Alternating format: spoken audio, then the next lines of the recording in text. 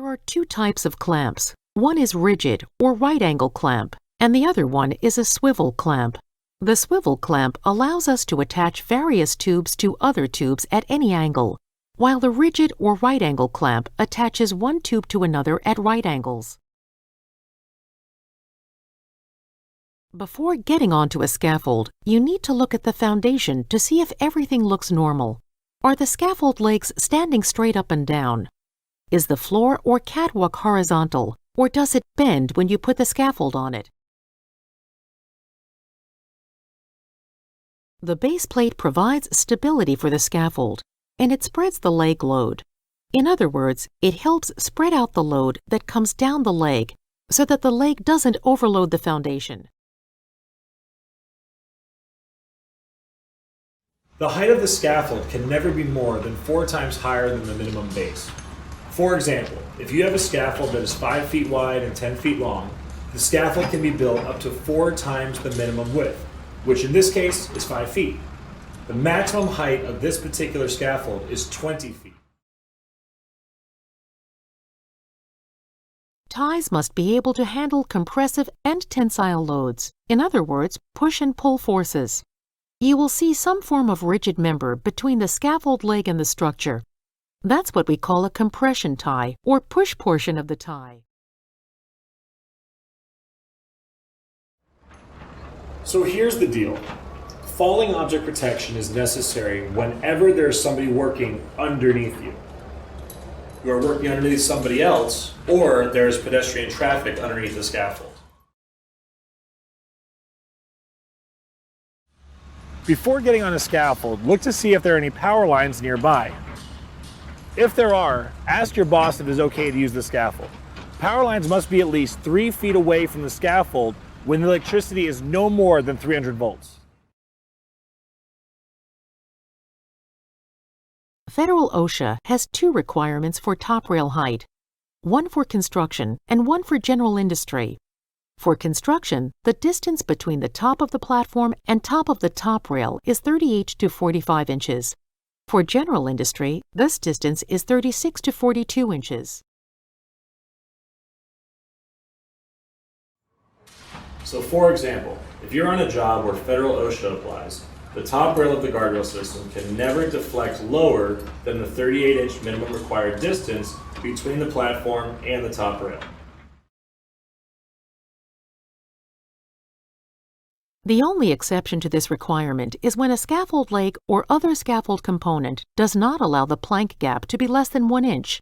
In that case, it is okay to have a bigger space to accommodate the leg or other scaffold component. You can cover the space with plywood, for example, if you think the space is too big and presents a hazard for the type of work you are doing. For all platforms that are constructed with wood planks, you want to make sure the planks extend at least 6 inches over their supports, unless they are secured from movement. For planks that are less than 10 feet long, the plank can extend or overhang their supports a maximum of 12 inches. For plank longer than 10 feet, it is okay to extend or overhang the plank up to a maximum of 18 inches over their supports.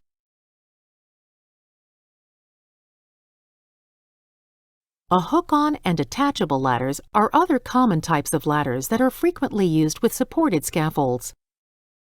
The ladders are installed in a vertical position and attached to the scaffold with hooks and brackets.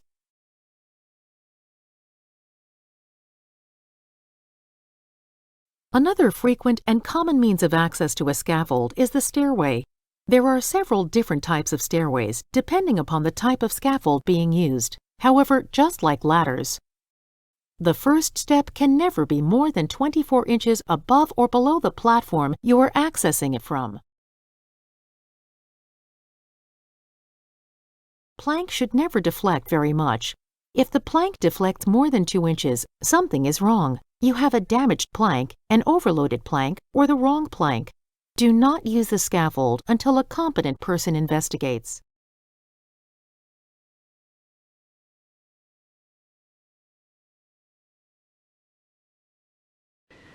Ties are used to attach the scaffold to a building or other structure to prevent inward or outward movement. When a scaffold's working platform is 3 times higher than its width, ties should be used. The maximum horizontal gap between ties is 3 bays. The maximum vertical gap between ties is 4 meters or 2 lifts. The position of the ties should be staggered. Ties should be constructed as the scaffold is being built. They are not something that is added at the end. In this example, a U-tie is being used around the steel support and care is taken to make sure the window frame is not damaged. Ties are placed under a working platform.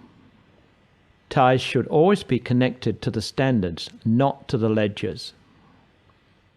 Using couplers and tubes, a longer tube is installed so it aligns with the building structure and is attached to the other tubes that form the tie.